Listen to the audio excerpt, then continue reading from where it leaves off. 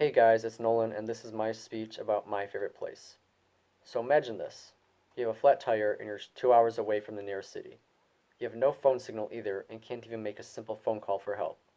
The only good part about this dilemma? You're stranded in the most picturesque place in Michigan. Michigan's Upper Peninsula is by far my favorite place in the state. From miles and miles of trails to fascinating history of every town and countless activities to do all year round, there is no place more original than the UP. To start out, the first reason why the UP is my favorite place is because there are thousands of miles of trails to explore. There is a vast system of trails for many different activities. For example, there are trails designated only for off-road vehicles and then trails only for backpacking and hiking. Each trail offers something different to see. For example, the Porcupine Mountains Trail offers views of Lake of the Clouds and steep cliffs of the mountain range that it runs through. Then there's the Chaparral Loop Trail that runs right along Lake Superior and offers amazing views of Lake Superior itself and pictured rocks. The second reason why the UP is my favorite place is because you can explore iconic history of Michigan. Many cities in the UP were founded as industrial spots or Native American sites.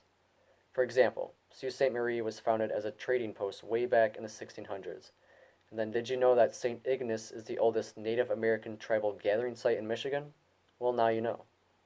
Next, you can also visit really cool historic museums and parks. For example, there's the Great Lakes Shipwreck Museum located up in Whitefish Point.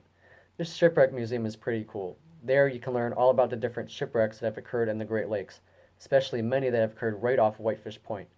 The point itself right there in Lake Superior is known as Graveyard of the Great Lakes, simply because so many freighters have been lost at sea due to the nature of Lake Superior.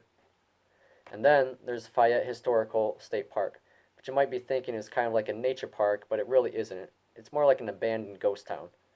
It was built back in the 1800s and was abandoned soon at the turn of the 20th century. However, many of the buildings are still standing today, so you can actually walk through all of the buildings and see what life was like back in that era. It's pretty cool and worth checking out.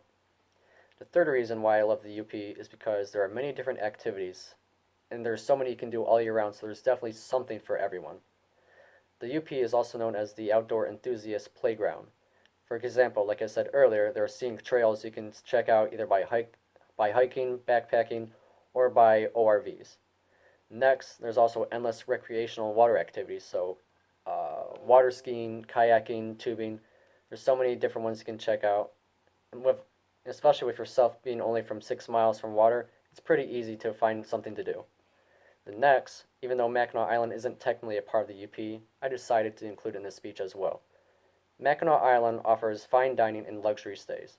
There are dozens of cafes, restaurants, and shops located right on the main street and throughout the island. There are also many different hotels to choose from, including the Grand Hotel, which also has the world's largest porch.